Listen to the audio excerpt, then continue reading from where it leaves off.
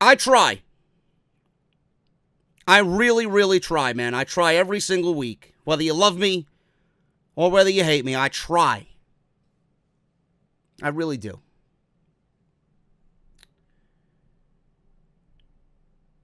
I don't know what I watched tonight. But man, it's getting much more difficult to really, really try. I try my best. I break this shit down and tell you guys what you're really watching. And it's getting so much worse every single week. So much more difficult every single week to sit down and watch these shows in completion. I don't know what I watched tonight. That might have been the most boring show of 2019 for SmackDown Live. Virtually nothing drew a peep of excitement out of me. You were probably watching the NBA draft. You were probably watching whatever hockey game was on. I know my Braves got destroyed by the St. Louis Cardinals tonight. You might be watching your favorite baseball team. Seems like everybody is doing something else but watching professional wrestling. I know because I did it tonight. Instead of change the channel, I kept SmackDown Live on at a minimal volume, and I found everything else around the house to do except watch WWE. I don't want to spend my Monday and Tuesday nights anymore like this. I really don't. Again, I'm trying to figure out what the fuck I watched tonight. All I know is the wild card rule, this wild card situation, isn't doing a goddamn fucking thing as far as generating excitement for these shows. It's because the people that you're wild carding don't make a fucking lick of a difference. And whose fault is that? The old man. It's Vince McMahon's fault.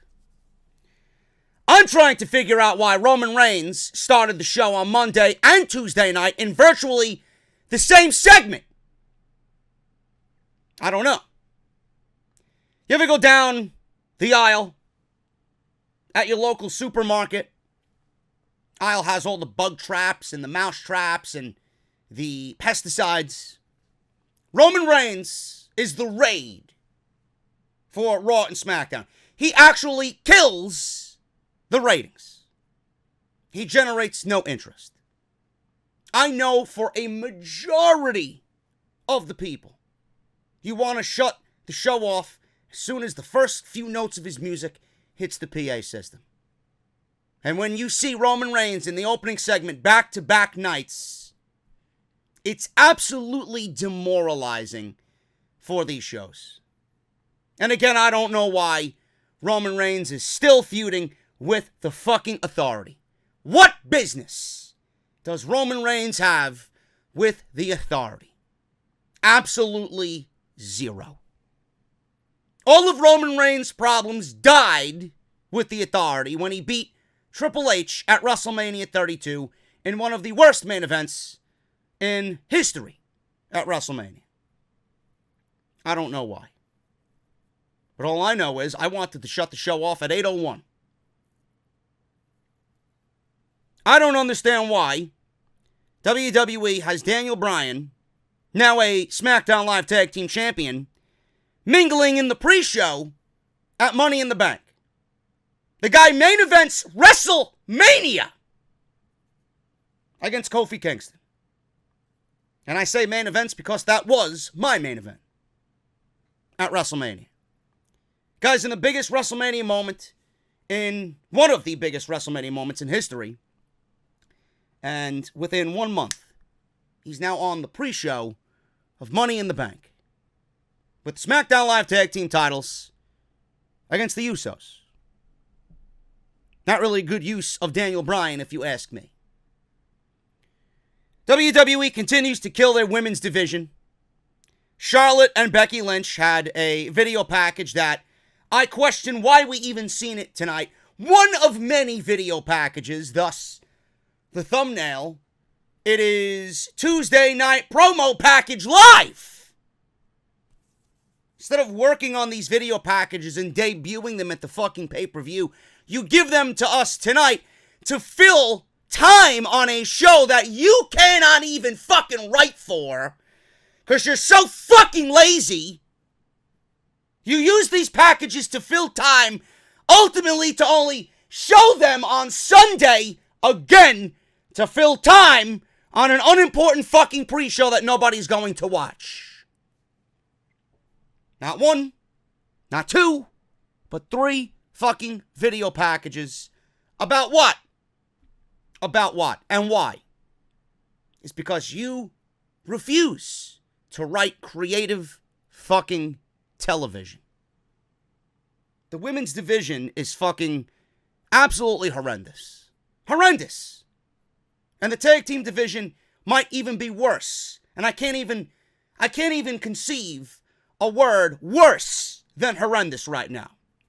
If you have any for me, please leave them in the comments, because that is exactly what the tag team division is. The Iconics are on SmackDown Live and have not done anything with those tag team titles but sit at that announce table as if they are some legit fucking tag team. And then you wonder why Sasha Banks refuses to come back to work. For all the detractors out there, oh, she's a spoiled bitch. Oh, she should just man up or woman up and go back to work and do what she's told like a good little soldier.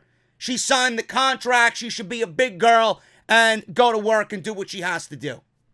I'm glad that Mercedes is sitting out. Because if I was her and I seen what the fuck they're doing with those tag team titles, I would not want to come back to work either. In fact, my eyeballs, and I hope she does, my eyeballs will be sitting at home watching my future employer on pay-per-view May 25th. The Kabuki Warriors. This is not as bad as the Viking Experience, because the War Raiders were an established tag team in NXT. Were an established tag team in NXT. Then they got renamed to the Viking Experience. Then they got renamed to the Viking Warriors. Then they got renamed to the Viking Experience Warriors. Then they got renamed to the Viking Warriors Experience. Ivar and Eric. It's not as bad as that. It's not as bad as that. But it is fucking terrible nonetheless. The fucking Kabuki Warriors, folks. The Kabuki meaning is a Japanese term for art and dance and music and songwriting. And it's very colorful, which is mostly displayed and performed by men in the Japanese culture. Kabuki Warriors is also the name of an Xbox 360 game that got a 1 out of 10 on a website that rates video games. If you go to Metacritic, it's got a 1.5 stars out of 5. That's what I rate this fucking name. Less than that. Not even a fucking half a star. The Kabuki Warriors, really. This is what you called Kairi Sane up from NXT to do. The Kabuki fucking Warriors. Asuka was in one of the best matches of the year for the women's division at the Royal Rumble against Becky Lynch. Misses out on WrestleMania, and then is placed in a makeshift tag team with a manager that has absolutely nothing to do with the fucking team. She could not be any far from opposite compared to Asuka and Kairi Sane. And here she is, standing outside with a leather jacket, looking like she's ready to go to a fucking nightclub or a tattoo parlor. And Asuka and Kairi Sane are there, being Asuka and Kairi Sane. Literally nothing of Paige fits with this team. You put these two together for whatever fucking reason because you have no creativity. You put them together simply because they're Japanese women. You put them together to keep them out of the singles division because you know that they're much better than your precious Lacey Evans and Alexa Bliss and your fucking Carmellas. How stereotypical is it of WWE to do what they did tonight. The fucking Kabuki Warriors. And please, shut your fucking mouth about it being an homage to the great Kabuki. Please. I hate when people try to find fucking excuses. Even if it's an homage to the great Kabuki, it doesn't fit the fucking team of Kairi and Asuka. Kairi fit with Io perfectly, the Sky Pirates. Asuka should be on her own. Both deserve better. Both should actually be in the Money in the Bank ladder match, if you ask me. Yeah, you got fucking Dana Cheesecake in the fucking ladder match. And Lacey Evans, of all fucking people, is getting a title shot after one fucking match against someone who hasn't even factored into a world championship in God knows how long. You want an homage? Pentagon Jr. has subtleties where he pays homage and respect to the great Muda. Tajiri pays homage to the great Muda. The fuck does Asuka and Kairi Sane do or have done to pay homage to the great fucking Kabuki? Did Vince McMahon go back and watch some old Japanese fucking wrestling tapes and said, that's what we'll call them, the Kabuki Warriors? Kairi Sane's a fucking pirate. She ain't a fucking warrior. Yet it's okay to say warriors, which W-A-R is clearly in the fucking name, and it's illegal to say war raiders. Raiders, warriors, same shit to me. WWE is a fucking joke. Your women's tag team division is a fucking abomination. The fact that Peyton Royce and Billie Kay still have those titles is a fucking abomination. Again, Sasha Banks not coming to work? Honey, I don't blame you. I don't blame you. When I have the opportunity to meet this woman in person, I swear on my fucking life, I am going to shake her hand, look her in the fucking eyes, and tell her, A, I love you. B, man, I am so fucking proud of you for standing up to this fucking bullshit. You deserve so much more. Everybody in that women's division deserves so much more. In fact, Sasha better stay out because she is the fucking beacon of hope. It might not end the way she wants. They might force her to come back to work. I don't know what's going on with Sasha Banks, but man, Sasha Banks needs to pull a CM Punk and a Neville. Say, fuck this company and leave. Because obviously, if WWE gave a shit about keeping Sasha Banks happy, then clearly things would have changed on TV with the women's division. Nothing has changed, and there's no reason for Sasha to sit at home and watch the shit and believe that shit is going to change. In fact, the last 3 weeks, we've gotten diva time in these matches. 60 seconds, 90 seconds, 2 minutes. Yet this is a women's evolution in which wrestling should have taken top priority for the women. And here we are having fucking diva stopwatch matches every single fucking week. It's as if I'm watching fucking Eve Torres and fucking Rosa Mendez in the goddamn ring. Stay home. Stay home. The Kabuki Warriors couldn't come up with a better name. I guarantee you Vince McMahon came up with that name fucking 30 minutes before SmackDown Live went on the air this afternoon. The Kabuki Warriors. You couldn't come up with something else? Couldn't come up with the Sky Warriors or the Sky Empresses or something. Anything but the fucking Kabuki Warriors. Again, it's not as bad as the War Raiders changing their name to the Viking Raiders and the Viking Experience or whatever the fuck they're calling themselves nowadays. Ivar and Eric. But it goes to show you that WWE thinks no more of them than two little Japanese women who are lucky enough to get TV time. I don't get it. I read something today which we will be dissecting on Off the Script this Friday where an anonymous caller, I don't know if he was a WWE creative writer. And listen, you know what? before I even get into that, I want to make an apology. I don't even think I'm going to review this show. I just don't give a fuck. I'm just going to sit here and ramble on and call it a fucking review. I just don't give a flying fuck tonight, okay? I don't listen to Wade Keller. I respect Wade Keller. I listen to Wade Keller when he's on the Steve Austin show because I enjoy his analysis. When Wade Keller has Salamonster on, I enjoy listening to both of them. Someone called into the Wade Keller podcast last night after Monday Night Raw, and I don't know if he was a WWE creative writer, but he called in. I don't know if he left a name. I think he was anonymous, and he went over and over and over all of the fucking things wrong in WWE. The shit that we are dying to hear to make us even more mad about what Vince McMahon is doing. You can find it online. Triple H is the most frustrated out of anybody in WWE right now. And I want to make a promise here. I really want to make a promise. All of my anger is directed at Vince McMahon because I know for a single fact that the man is to blame for literally everything. I can see it. I could feel it. We see it on television. We know this is a Vince McMahon product. The lack of fucking quality on this show is 100% Vince McMahon. I want to make a pact. If anybody in WWE is watching me, I don't know if you are.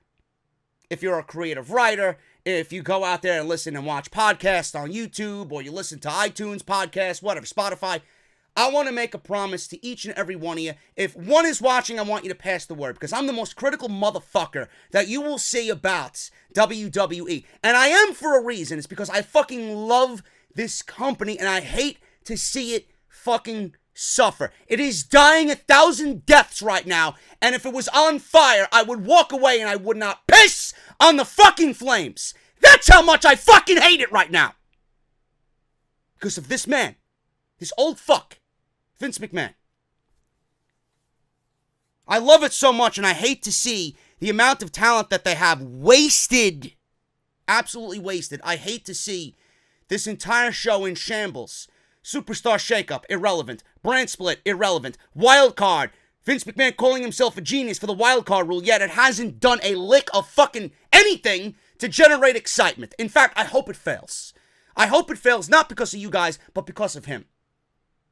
And I know for a fact Sami Zayn and what he's been saying for the last 3 weeks is a direct fucking interpretation of what Vince McMahon says and thinks about us behind closed doors. I know it for a fact. I said it 2 weeks ago because it was blatantly obvious that it was. I apologize to WWE Creative. I really do. Road Dogg, who took a sabbatical, and everybody else that's in creative. The only fact that I don't like is some of you do not have fucking pro wrestling knowledge. Some of you don't know how the pro wrestling world works. Some of you don't watch the television programs or have not watched the television programs before you got a fucking spot in that company on the creative team. And I don't know how anybody employs somebody with no fucking knowledge of the product that's on TV. That's the only thing I don't fucking like. To those people, I don't even know how the fuck you have a job. I wouldn't hire you. But for the creative writing team, if one of you is listening to me, I am sorry. I apologize. And I would never go out of my way to bash you on purpose. I love this fucking product, and I hate to see that it's dying. I don't give a fuck how much money WWE is making. I don't give a fuck how much their stocks are. I don't give a fuck how much money they're making in TV deals and Saudi Arabia blood money. I don't give a fuck. I care and I complain because I care. I complain, I bitch, I moan. I rant, I rave, I raise my voice, I curse like a fucking sailor every single week because I care. I will not be making fun and pointing my hate and my frustration at WWE Creative anymore because I know it's coming from Vince McMahon. There's no reason to believe that there's 30 fucking writers there and not one of them has a goddamn fucking clue as to how to write these fucking shows. I don't believe that. I don't believe that. So I apologize. I will not be expressing my hate towards WWE Creative anymore. It's merely going to go to Vince McMahon. So we will be talking about that on Friday because the list of things that this man went over. was absolutely ridiculous. Absolutely ridiculous. Some of it is common knowledge. Some of it is, news that we've kind of come to our own conclusions on. It's not that difficult to figure out. But man, when someone in creative says that live on the air for a well-known fucking analyst to listen to and report on, it's a pretty big fucking deal. Kevin Owens and Kofi Kingston, I don't really understand the fact of Kofi Kingston having all of his friends taken out by Kevin Owens, and then he willingly comes out there and throws pancakes and is dancing and is excited. What are you excited about? I don't understand what you're excited about. The man is picking off your teammates one by one. And you're there throwing pancakes as if nothing ever fucking happened. What happened to the Kofi Kingston that we seen at the end of last week's show who was beating Kevin Owens up by the announce desk? Not giving a fuck. And here we are, we got a different Kofi Kingston in the main event of SmackDown Live. I don't understand the logic behind this Kofi Kingston character. 1 week he's happy, 1 week he's upset, 1 week he's happy, 1 week he's upset. But man, there's no continuation with Kofi Kingston. He's all over the place. And it's coming to a point where he's not my WWE champion anymore. I can't wait for him to lose the fucking title. I want it to go to Kevin Owens, to be perfectly honest with you, because WWE seems to have abandoned the Kofi Kingston fucking train. I don't give a fuck about Kofi Kingston anymore. Just like the fans don't give a fuck about Becky Lynch anymore because of WWE's wrongdoings. Man, I don't even know how to go over the show. We'll try our best. But I just had to get some of that off my chest, man. I really did. This show was so fucking boring tonight that I'm going to rip through these results quick because I don't want to be here. I really don't want to sit here. This show honestly offered nothing for Money in the Bank. It did not offer any excitement for Money in the Bank. And it was basically a video package highlight show to fill time because Vince McMahon could not creatively write for this show with quality. That's what I surmised. So we're going to go over it in a relatively quick fashion. And I want to thank you guys for joining me here on SmackDown Live. If you guys missed anything that I uploaded this week, man, I can't wait for AEW. I can't fucking wait. Anyway, man, off the script. Make sure you guys go and check it out. We talk about AEW and the TV deal that is virtually done. Becky Lynch and her momentum is declining week by week. That was on Off the Script this past weekend. Go check it out. Bray Wyatt's secret finally revealed. Listen, here's another thing. I'm going to look you right in the fucking eyes. This is very simple. Bray Wyatt, they did the promo again tonight. Firefly Funhouse. Bray Wyatt, we got this new look. He's got the mask. He's got this new gimmick. We're going to find out what the fuck is going on with this in the weeks to come. Very, very, very simple. I don't need to be on WWE Creative to realize how to book Bray Wyatt. Hey, you want the inside scoop as to how to book Bray Wyatt? Simple. Win. I don't give a fuck what the guy does. This man, whenever he comes back to television, must not lose. His middle name should be W. It doesn't have to stand for anything. Bray W. Wyatt. Win. That's all he needs. You build him up with win after win after win after win after win after win, dominating the roster, winning the Universal Championship, and being a monster heel that no one can take down. And your job is to build up a credible babyface big enough to rally fan support to take down the evil clown. I just saved you all that fucking time in the boardroom. Simple. Go check it out. Monday Night Raw, we talked about it. Also Fox and NBC Universal, and them wanting WWE to cancel the brand split. All of that is on the channel right now. Go and check it out. Link in the annotation that you see in the top right corner of the screen. Make sure you guys follow me on social media at JD from NY206. Hit that subscribe button down below. Turn on that bell for all notifications. Patreon.com/JD from NY206. Once again, that's JD from NY206 on Twitter and Instagram. And the podcast tonight is brought to you by Audible, audibletrial.com/offthescript. Make sure you guys go and get yourself a free audiobook of your choice. 30 days free of their service, one free audiobook of your choice. And the best part is, all you need to do is sign up, go through the sign-up process. 30 days, you got to browse. If you don't want Audible or the service, you can cancel anytime and keep your audiobook for free. audibletrial.com/offthescript. Show started off with Roman Reigns. His entrance music made me reach for the remote control within mere seconds of SmackDown Live coming on the USA Network. And Roman Reigns is a permanent wild card, folks. A permanent wild card. Get used to it. The wild card rule was only created to get Roman on Raw and on SmackDown Live. This is what we are learning as the wild card rule goes on and on and on through the weeks and weeks to come.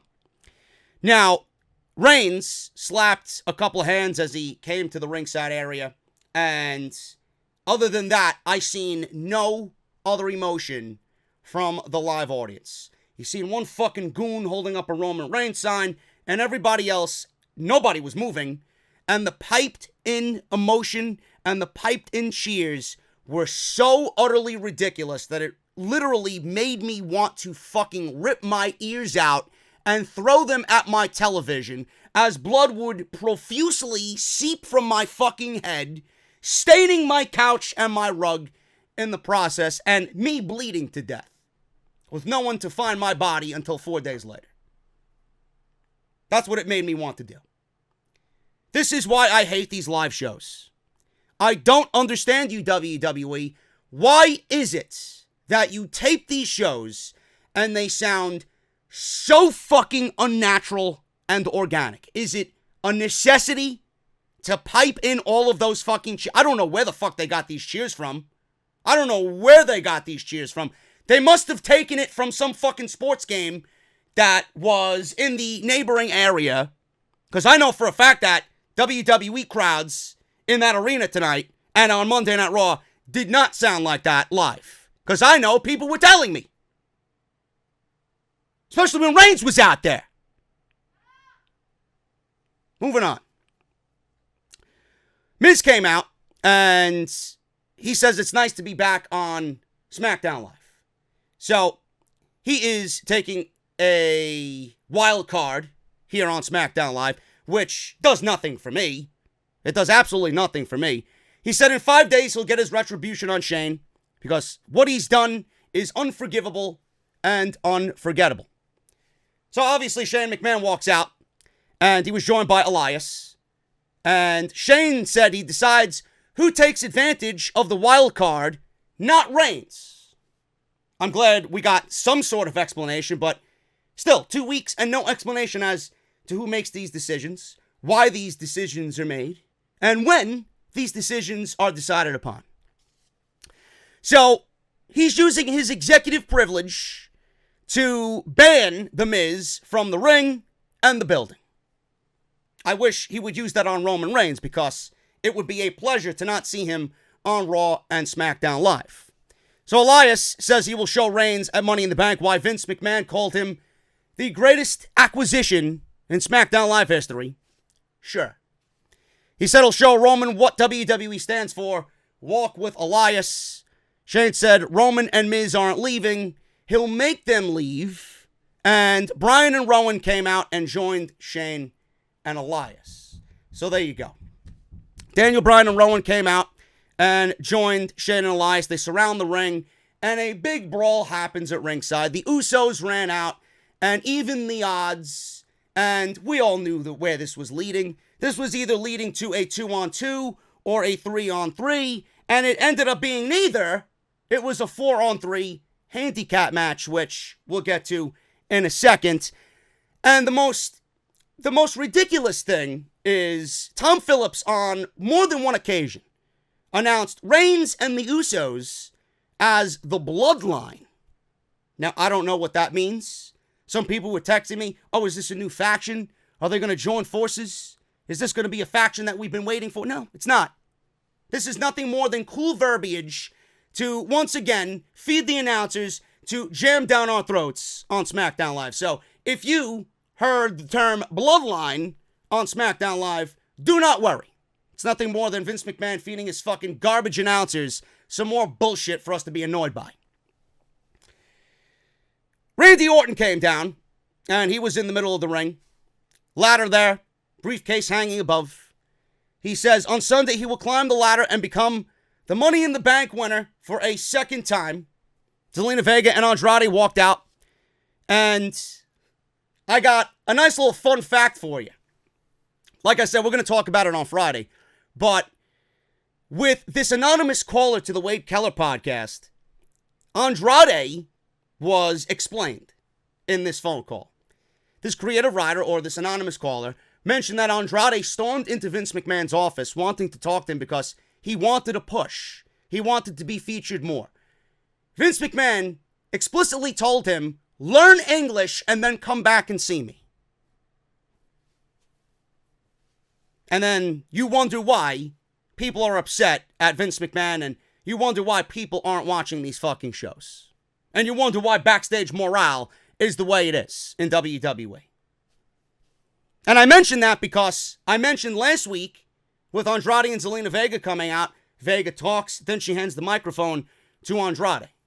Now, I don't mind Andrade talking if it's in Spanish because I think he articulates himself a lot better in Spanish. Obviously, it's a little bit more intense. It's a little bit more forceful. Zelina should do the talking in English, and Andrade should speak in Spanish, or reverse. He speaks in Spanish, and then she speaks in English to kind of translate and go over what he said.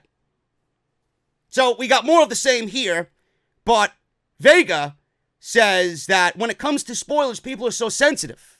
Game of Thrones, Endgame. They're going to spoil Money in the Bank right now, and then she shockingly revealed that Andrade will win the Money in the Bank. He's my choice. He's my choice to win Money in the Bank. So he ended up taking the microphone and says that Amigo, he calls Randy Orton Amigo. On Sunday, Money in the Bank, I will be called Mr. Money in the Bank. And I think back to this quote from this anonymous WWE employee that Vince McMahon wants Andrade to learn English. Come back and see me when you do, and then we'll talk about your push. He really didn't sound as bad as I expected him to. And I kind of feel that he is learning the English language a little bit better. I just don't want to see him speak because that's what you have Zelina Vega for. So let's get back on that page, please. I don't mind if it's in little spurts and little sound bites, but Zelina Vega should be doing most of the talking. So we had Randy Orton, Finn Balor, Ali, and Andrade with Zelina Vega in a fatal four-way match. Andrade wins in 13 minutes with a hammerlock DDT. This was all over the place. A lot of commercials in this thing, which kind of took me out of it almost immediately. Ali climbed the top rope, went for a 450. Orton instead gave him an RKO, which was great. Andrade dropkicked Orton out of the ring. Balor charged at Andrade, but Andrade nailed him with a spinning elbow. Balor small package Andrade for a 2 count. He dove over the top ropes onto Ali and Orton. Andrade threw Balor into the ringside steps, and then the hammerlock DDT to follow for the win. I thought this was fun. I don't know why this was really needed in the way that they executed it.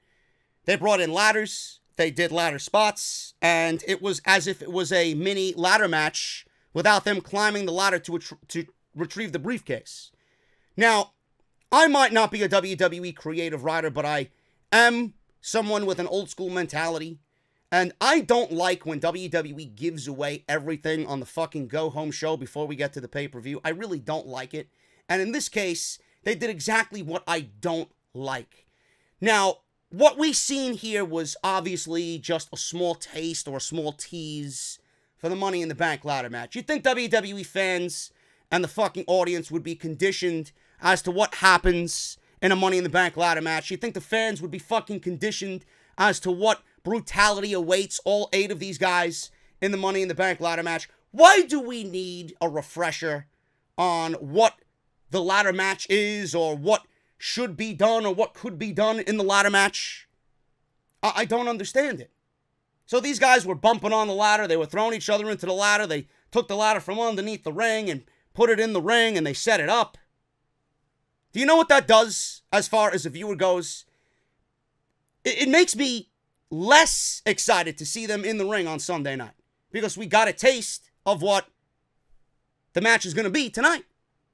Instead of saving it for the fucking pay-per-view and leaving that excitement there and only there, WWE gets antsy and they put everything on the fucking go-home show to try and sell the Money in the Bank pay-per-view and the Money in the Bank ladder match when in actuality, the match should be selling itself. We've seen how many fucking ladder matches, Money in the Bank ladder matches, we've seen how many cash-ins. Again, you'd think people would understand what goes on at this particular pay-per-view. Don't give away your fucking pay-per-view on the go-home shows. Leave it to be special there. Please. I don't understand why they continue to do this every single month, every single pay-per-view. Speaking of Andrade, he beats the Intercontinental Champion, Finn Balor, tonight. He pinned the Intercontinental Champion clean with a hammerlock DDT. I would not be surprised if Andrade and Finn Balor is booked in Saudi Arabia for the Intercontinental Championship. Just throwing that out there. So we'll see what happens. After the match, Ricochet ran down and climbed up the ladder to meet Andrade at top. And they battled. Ricochet knocked Andrade down. Ricochet then held the ladder up or held the briefcase up, rather, on top of the ladder. And he took the briefcase with him. He climbed back down, he took the briefcase, and he ran away. So that was that. And we got to hear the fucking verbiage. Oh, Sunday's going to change your life forever. This could be the biggest moment in this young man's career. All we know is that Ricochet did what he did tonight. Ricochet is not winning the Money in the Bank ladder match. There you go. So when you make your Wrestle Rumble picks on Sunday, you now know not to pick Ricochet. Because if Ricochet didn't do this, then he would have had a bigger probability of winning the match. Being that he already touched the briefcase and took the briefcase down on the go-home show, nobody's going to anticipate Ricochet winning that briefcase now on Sunday night. And I mentioned this on text to one of my friends. Being that Ricochet lost to Baron Corbin on Monday night, somewhere in WWE, someone is thinking that this is a make-good and brings Ricochet back into a nice light after losing to Baron Corbin on Monday night. This did nothing for Ricochet. He still lost to Baron Corbin. I still remember he lost to Baron Corbin. I still remember him losing to Robert Roode for no reason. This was not a make-good for Ricochet, and you automatically pretty much put it out there that Ricochet is not winning the Money in the Bank ladder match. Charlotte made her ring entrance. She said Sunday at Money in the Bank, and man, we seen this on fucking Monday. We seen this on Monday. What more does this woman have to say about Becky Lynch and the fucking titles? We've seen everything we needed on Monday. You could have done anything else for this segment on Tuesday, but WWE loves to overexpose. That's their thing now. That's their mantra in 2019. Overexpose. Charlotte came down and said Sunday Money in the Bank will be the culmination of her rivalry with Becky Lynch. She said she will become the SmackDown champion. Then they cut to a 5-minute video package, which I've never seen before. It highlighted everything between Becky Lynch and Charlotte. Don't know why you're filling this shit up tonight on SmackDown Live and why you didn't save it for the fucking pay-per-view. You could have featured any other talent that could have used TV time in this segment, but you opt to show us a video package that we're ultimately going to see 4 more fucking times on Sunday, and you went over everything that was discussed on Monday with the contract signing. I don't get it. Yet WWE wonders why the ratings are in the fucking toilet. Because people are fucking tired of the same garbage week in and week out. Lacey Evans was shown after this video package. She was admiring herself in the mirror. She turned to the camera and says she's going to teach Becky 2 belts about her woman's right. She said Becky will have a new nickname, Becky Black Eye. She said her new nickname will be Lacey Evans Raw Women's Champion. Lacey, I got a nickname for you. You're the female Baron Corbin. Never mind being the Raw Women's Champion. You elicit the same amount of feeling, or the same type of feeling that Baron Corbin gives off when he's in the ring on Monday night. You might be good at what you do, you might be a good heel, but people don't give a shit about you, and people don't really want to see you in the position that you're in. Winning matches, winning championships, beating top names. Nobody gives a shit. You could be good and all, but you are the female Baron Corbin. That's the way I look at Lacey Evans, and that's not a good thing at all. Alistair Black, another vignette aired. I don't know what the fuck they're doing with Alistair Black, really. Can we get this man in the ring? For 3 weeks now, I'm going to say the same shit. Give this man some TV time and let me see a black mass. That's all we want to see. A black mass. The guy is coming off as Bray Wyatt 2.0. A lot of this and no action. Now, I don't know what WWE is going to do with Alistair Black, but if Ricochet is an example, I don't have any faith in WWE treating Alistair Black any differently than fucking Ricochet. If Ricochet is doing, his normal thing and he's losing, Alistair Black's doing a lot of this, right? He should be getting a lot of W's. I don't see WWE doing that at all with Alistair Black. Give him 2 weeks, he'll be losing on SmackDown Live.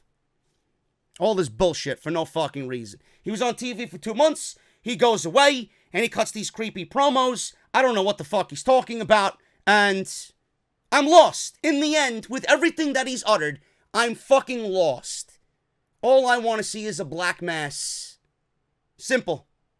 I don't know what they're doing, and I feel like they're wasting their time because they don't know what to do with Alistair Black. And I guarantee you, Vince McMahon doesn't get Alistair Black. This is why he's cutting these vignettes on SmackDown Live. This is something that you do with a new person who hasn't debuted yet. Alistair Black's been 2 months on the main roster. He's already debuted. We've seen a taste of what he could do. We've seen him in NXT. Now you're starting all over again, making everything that he did seem fucking irrelevant. But what the fuck do I know? WWE canceled the fucking shakeup to do this wild card rule. So who the fuck am I to complain about Alistair Black being irrelevant? Everything in WWE seems to be irrelevant. Roman Reigns and the Usos versus Rowan, Daniel Bryan, Shane McMahon, and Elias. This went 18 fucking minutes. 18 minutes. I don't understand how this is the major storyline across both shows in WWE. I don't know who is tuning in to watch this shit. I really don't. I feel bad for fucking Rowan and Daniel Bryan to be a part of this shit. I feel bad for the fucking Usos to be a part of this shit. I don't get it. I really don't get it. I am going to be completely truthful with you guys because I usually am. And if I'm not doing my job. I barely watched any of this match. I really, really did not care. I either had my head down in my fucking phone or I got up and I honestly found something else to do but watch this match. I just don't care. And I mean that wholeheartedly. I don't care. And I love the Usos and Daniel Bryan. But man, it's criminal that they're in the middle of this bullshit. I don't fucking care about Roman Reigns. I don't care about The Miz. I don't care about Shane. I don't care about Elias. I don't. And I don't know who watching this show does. Shane McMahon did a fucking coast to coast. He barely fucking hits it anymore. I don't even know why he attempts it. It's like he's hanging on to some fucking hope to still look cool. I don't even know why the fuck he's on television and he's still doing coast to coasts. I don't understand it. At the end of this thing, Bryan and Reigns got mixed in. So that was pretty cool. I did see that. Though I didn't give a shit because Roman Reigns is completely irrelevant to me. Bryan landed some yes kicks on Reigns. Eventually, Roman gave Jay a hot tag. So everybody got into the match. It completely broke down. Rowan headbutted Reigns and clotheslined him to the floor. Then he went after him at ringside. Reigns met him with a Superman punch off the steel steps. Elias threw Reigns headfirst into the ring steps. Shane delivered a coast to coast on Jey Uso for the clean victory. So the victory that they should have got last night, WWE turns around and gives the heel faction of Shane McMahon and his boys the victory tonight. So if it's Wrestling 101 or Logic 101, that means The Miz more than likely is going to beat Shane McMahon. And there's no way Elias is beating Roman Reigns. So there you go. They got their victory only to turn around on Sunday and be both losers at Money in the Bank. Asuka and Kairi saying, we had Ember Moon and Bayley talk about Money in the Bank. Moon says it's her responsibility to manifest her own greatness. Yeah. With Vince McMahon in charge, good luck, honey. Bayley says it's her chance to step out of the shadows and show the world what she's capable of all along. I don't know, man. I don't know. I wish Bayley the best, but that's a sinking ship right there because Sasha's out. WWE is going to focus their punishment on Bayley. So the Iconics were at ringside, and man, they are fucking terrible. Speaking of the commentary for the Roman Reigns match, that handicap match, the bickering between Corey Graves, Byron Saxton, and Tom Phillips was absolutely nauseating. It was so bad that I legitimately wanted to fucking scream. I don't know how anybody could watch this shit and be okay with what they're hearing. I really don't. That's not commentary to me. If they're trying to sell me on that match, man, they did the worst fucking job I think I've ever seen. And the commentary here for this match with the Iconics was no better. Asuka and Kairi Sane beat Mandy Rose and Sonya Deville.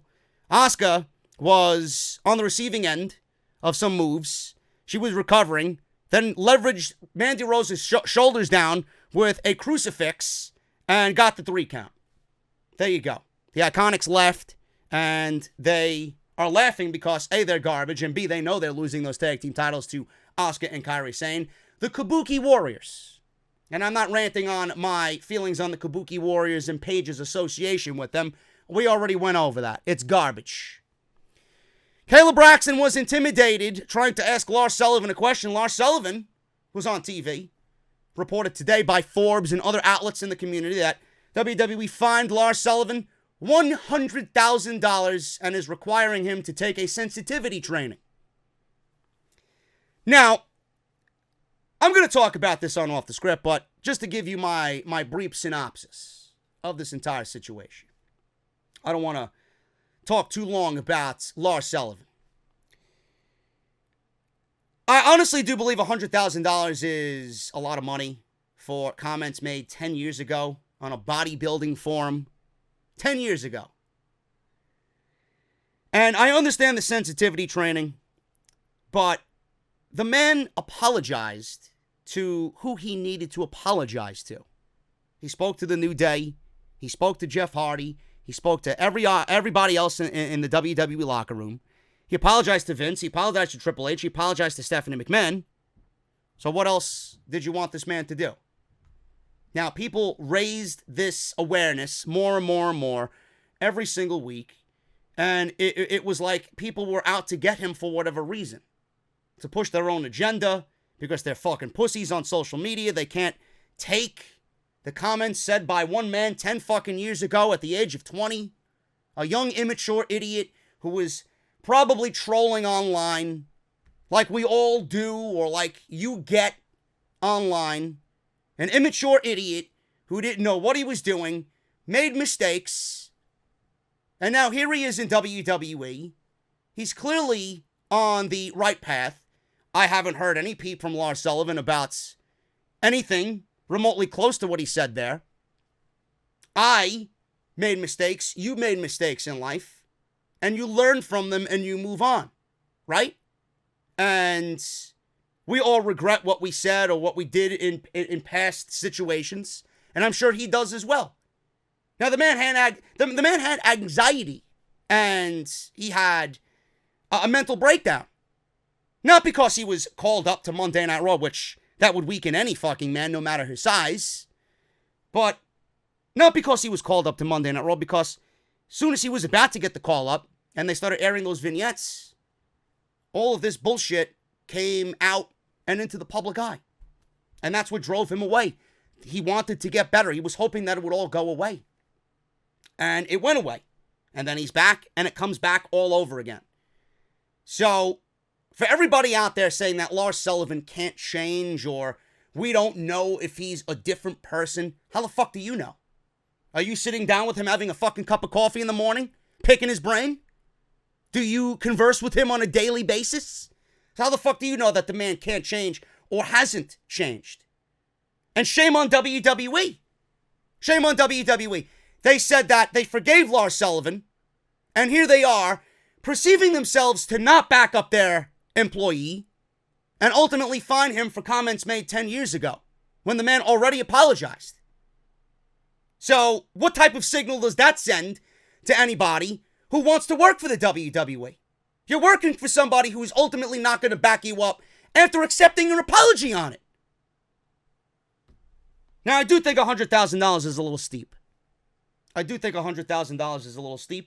The sensitivity training, I understand. But I honestly think something needed to be done. And I honestly think that even with Lars Sullivan apologizing, per reports, I honestly think this decision was made because of WWE's feeling towards it being out in the public. And with the sponsors now chiming in, WWE doesn't want to risk any sponsors walking out, especially with the Fox deal looming. Who's to say Fox or NBC Universal won't come down and bring the hammer down on WWE? Sponsors are one thing, but Fox and NBC Universal are two totally different beasts. It didn't reach that level yet. WWE didn't want it to reach that level. So I honestly feel they did what they did today, and the decisions were made today to prevent them from bringing this up again or having this come up again. So when people want to continue talking about it, and Fox behind closed doors asks WWE what has been done about Lars Sullivan, yeah, we find him. He took sensitivity training. We did the company thing, and all is good. So WWE can bring something to Fox and show them that they were working towards a solution instead of just hiding and hoping that it goes away. Because that's what they wanted to do.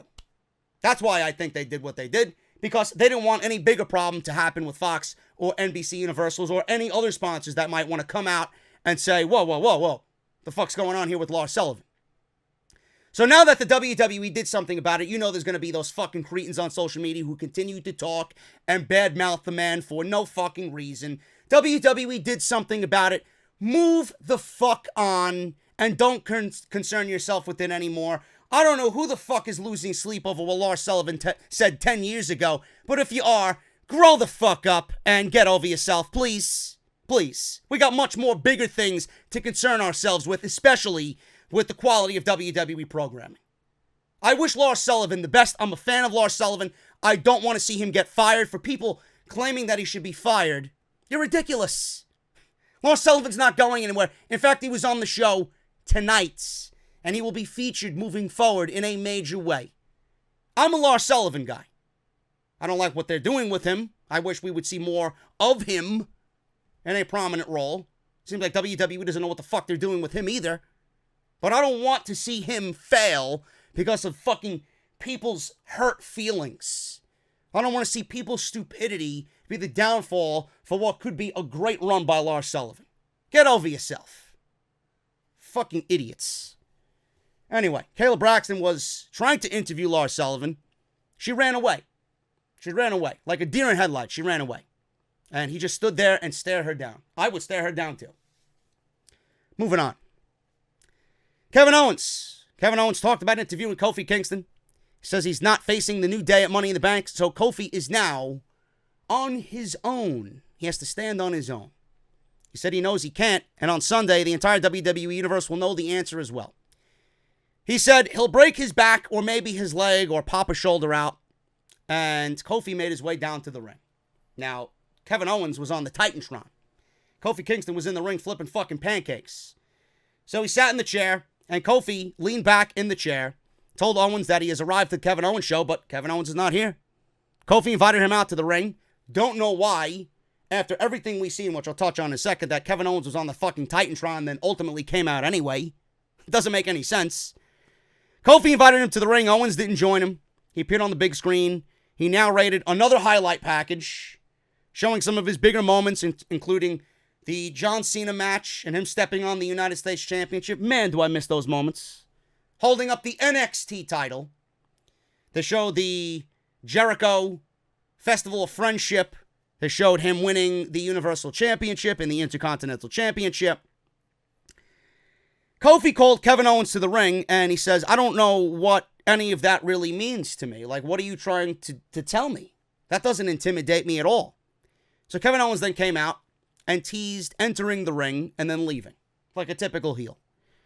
Then he came to the ring, and Kofi chased after Kevin Owens, and they fought in the middle of the aisleway. Sammy was the other wild card who came out and joined him to join in on the attack of the beatdown of Kofi Kingston. They double-teamed him for a couple of minutes until Xavier Woods ran out for the save.